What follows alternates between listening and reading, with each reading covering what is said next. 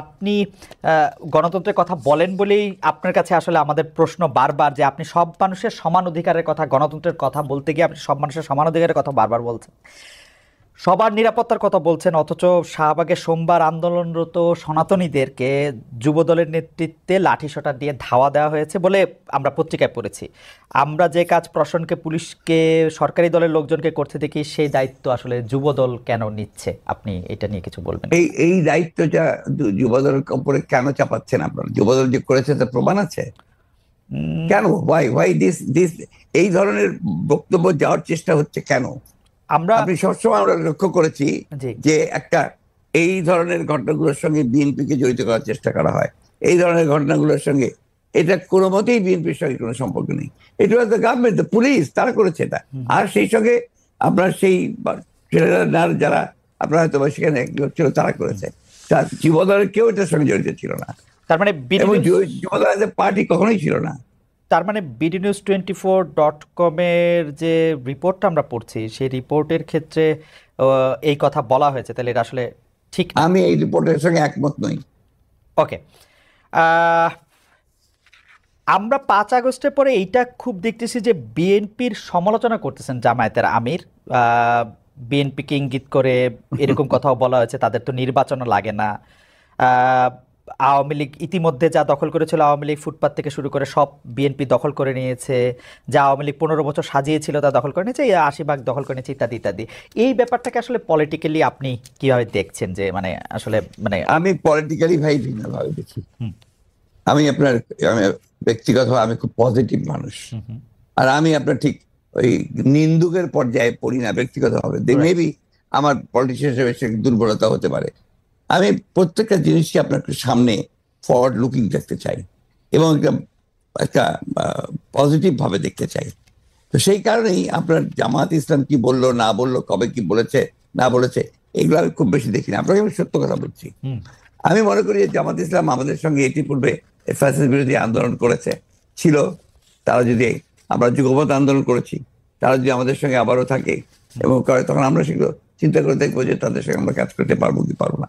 তো জামাতে ইসলামের সঙ্গে এই যে একটা বিরোধ সৃষ্টি করার চেষ্টা বা অন্যান্য দলগুলোর সঙ্গে বিরোধ সৃষ্টি করার চেষ্টা, গণতান্ত্রিক দলগুলোর সঙ্গে বিরোধ সৃষ্টি করার চেষ্টা, এটাকে আমি মনে করি এটা বোধহয় গণতন্ত্রের জন্য খুব শুভ নয়।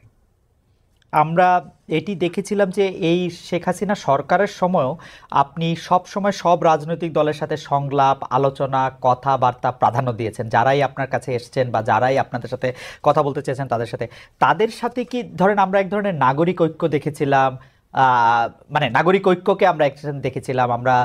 আমরা দেখেছিলাম যে ডক্টর কামাল হোসেনের দলের সাথেও আপনাদের একটা ওই ঐক্যগুলির বা ওই রাজনৈতিক দলগুলির সাথে বিএনপির কথাবার্তা বা প্ল্যাটফর্মটা এখন কেমন? মানে আমি আর নাম না বললাম।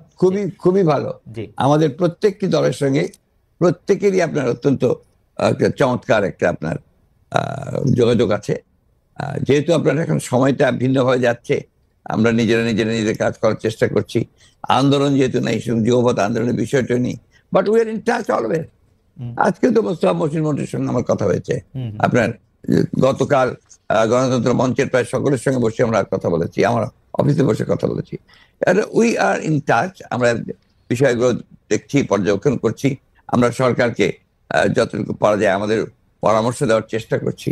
আমরা গণতন্ত্রটা চাই, আমরা নির্বাচনটা চাই দেশের স্বার্থে, জনগণের স্বার্থে। অন্তর্বর্তী সরকারে কি কোনো স্থানীয় সরকারের নির্বাচন করা উচিত?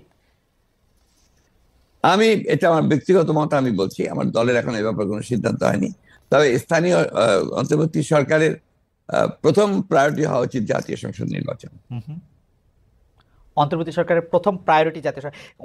মানে অনেক ক্ষেত্রে বলা হচ্ছে যে নির্বাচিত প্রতিনিধি না থাকার কারণে অনেক সমস্যা হচ্ছে, তৃণমূলে অনেক ঝামেলা হচ্ছে। সেটি সবচেয়ে বড় সমস্যা তো হচ্ছে পার্লামেন্ট নেই। আচ্ছা, পার্লামেন্ট না থাকলে যে সমস্যা হয় সেটা সবার আগে।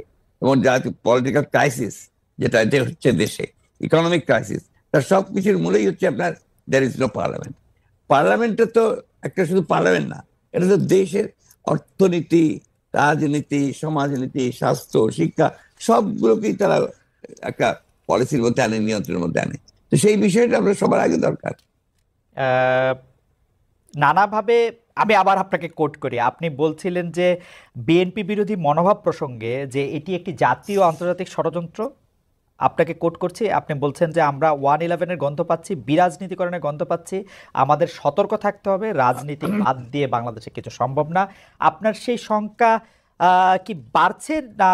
কারণ এই সাক্ষাৎকারটি আপনি আসলে 2 অক্টোবর দিয়েছিলেন, 3 অক্টোবর প্রকাশ হয়েছিল এটি। এই আমি এটা বলেছি এবং তার খুব কনসাসলি বলেছি, এবং এখনো যদি আমি মনে করি যে সে ধরনের কোনো আশঙ্কা আমি মনে করছি, তাহলে আবার বলবো। কারণ বাংলাদেশের অতীত অভিজ্ঞতা যেটা রয়েছে, যে আপনার এই ধরনের সময়গুলোতে এক্সট্রা আপনার যে ডিপলিটাইজেশনে যারা বিশ্বাস করে তার সামনের দিকে এগিয়ে আসে, and they create problem for the peaceful transition to democracy. এই কারণেই আমরা সবসময় এটাতে সজাগ থাকি, সতর্ক করি এবং এই বিষয়গুলো জনগণের সামনে তুলে ধরি।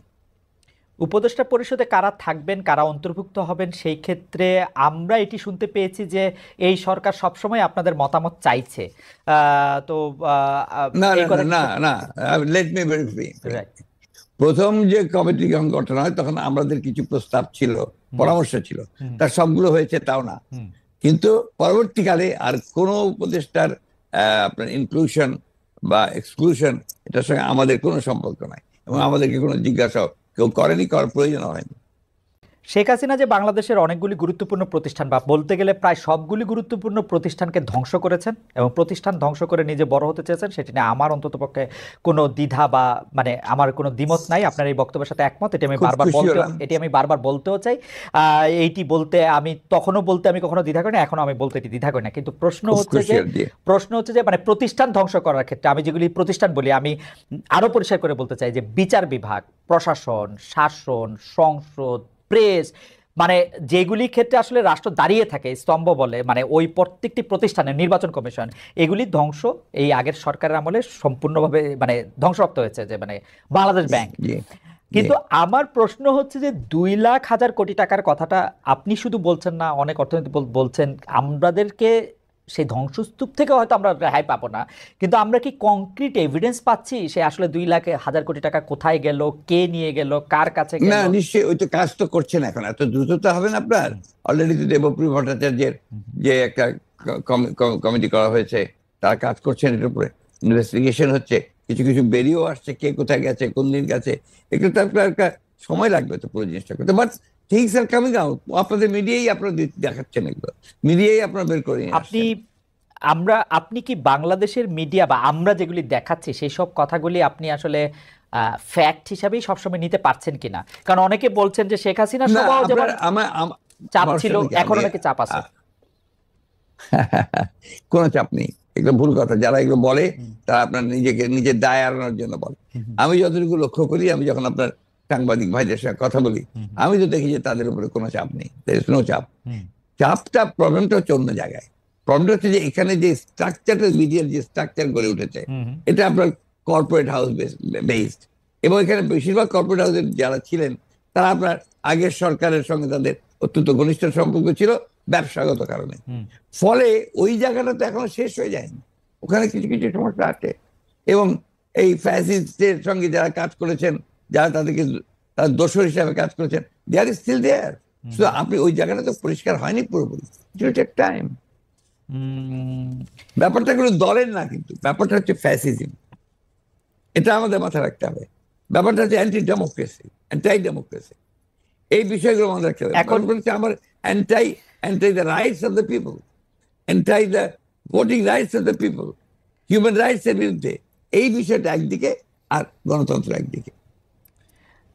না, গণতন্ত্রের কথা মানে আপনার সাথে কথা বলার একটা সুবিধা হলো যে আপনি পলিটিশিয়ান হলো, আপনি গণতন্ত্রে যেহেতু বিশ্বাসী মানুষ, সেহেতু আপনি কি আসলে এই যে 3 মাস, 100 দিন, 105 দিন এই সরকার বা সরকারের যারা সমর্থক আছেন তাদের আচার আচরণ আপনার কাছে মানে গণতন্ত্রের নম্বরে খাতায় মানে আপনি কত দিবেন? মানে এটাকে মানে যেহেতু তারা এই প্রশ্নটা আমাকে আপনার বণিক বার্তার সম্পাদক সাহেব করেছিলেন। জি, আমি তাকে উত্তর দিয়েছি যে আমি আগে শিক্ষকতা করতাম, তখন আপনার খাতা দেখতাম, স্কোর করতাম। এখন তো আপনি পলিটিক্সে, এখন তো আপনি স্কোর আমি সেভাবে দেই না। আমি স্কোর দেই জনগণের রায়ের ভিত্তিতে, আচ্ছা, মানুষ ভোট দিয়ে কোন রায় দিচ্ছে, দ্যাট ইজ মাই স্কোর। আমি সেটা দেখি। আমি মনে করি যে একটা, আনফর্চুনেটলি কনসার্টেড ক্যাম্পেইন আর এফোর্ট যে এই সরকারকে হেয় প্রতিপন্ন করা, তাদেরকে ছোট করে খাটো করে দেখানো, এটা একটা আছে একটা সাইড থেকে, একটা কর্নার থেকে। তো এটা তো মারাত্মক। এই সরকারকে আমাদেরকে সহযোগিতা করতে হবে, তাদেরকে আমাদের সফল করার চেষ্টা করতে হবে। ভুল ত্রুটি তো থাকবেই, তারা তো আর আমরা অভিজ্ঞ, একেবারে রাজনীতি অভিজ্ঞ, রাষ্ট্রপ্রচার সবাই যে অভিজ্ঞ তা তো না, but they have the intention to do good. তারা ভালো করতে চায়, লেট আস সাপোর্ট দেম। আমাদের ছেলেরা এসছে এগিয়ে, তাদেরকে আমাকে সমর্থন করতে হবে, এটা বাস্তবতা। কেন সবসময় নেগেটিভ দেখবো? লেট আস সি ইট পজিটিভলি।